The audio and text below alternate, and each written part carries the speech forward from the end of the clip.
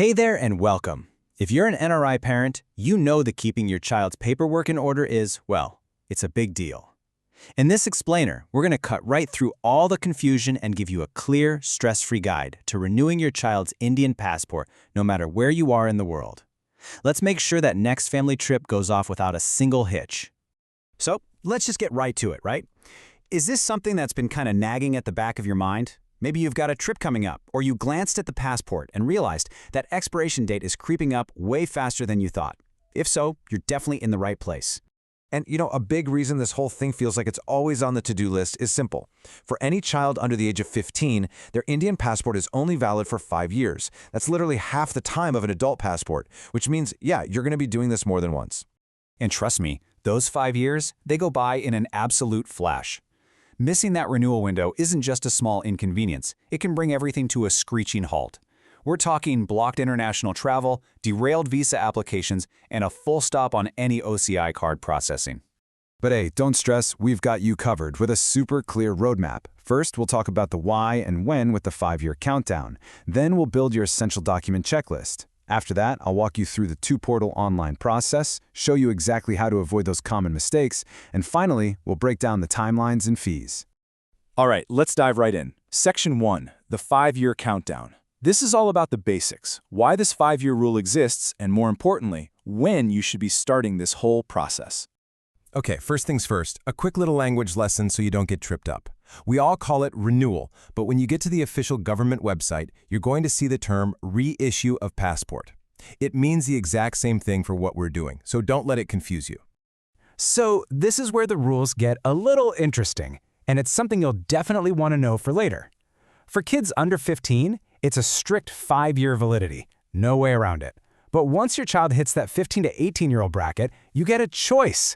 You can get another 5-year passport, or you can go ahead and opt for a 10-year one, which basically moves them into the adult cycle. Pretty neat.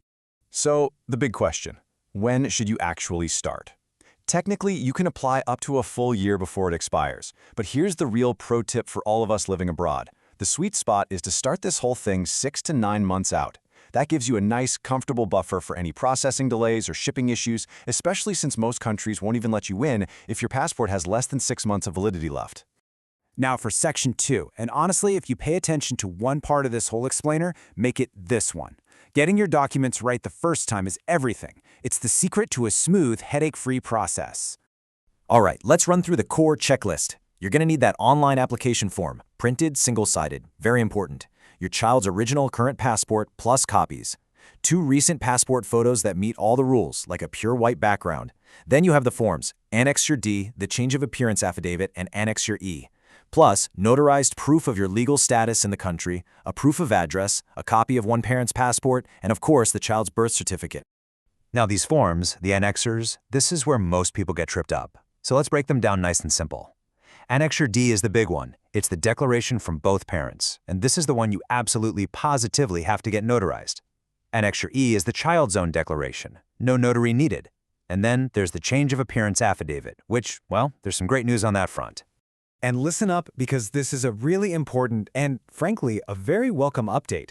As of June 2024, you no longer need to get that change of appearance affidavit notarized. It just makes things a little bit easier.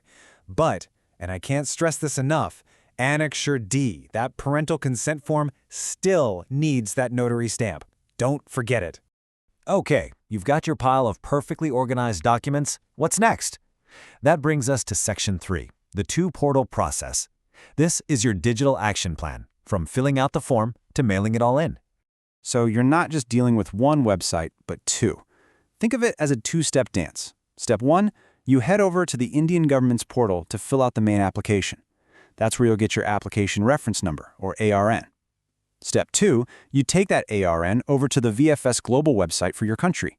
You'll link it to your VFS profile, pay all the fees, and print out your shipping label.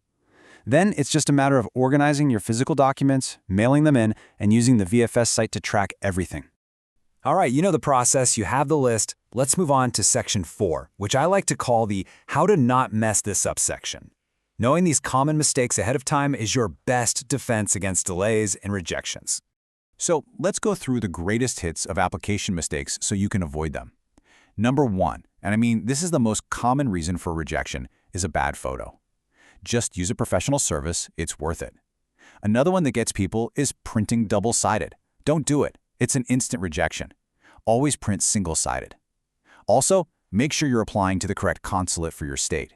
And, you've heard me say it before, always get Annexure D notarized.